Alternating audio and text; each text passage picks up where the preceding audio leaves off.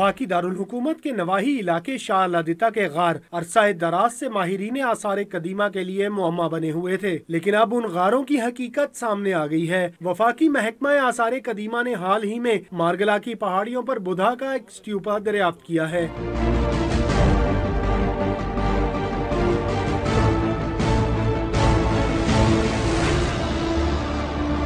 माहिरीन का दावा है कि दूसरी सदी ईस्वी में बुद्धमत के पैरोकारों ने गारों से काला पत्थर निकालकर इंतहाई दुश्वार गुजार पहाड़ी रास्ता अबूर करते हुए पहाड़ी की चोटी पर स्टूपा तामीर किया।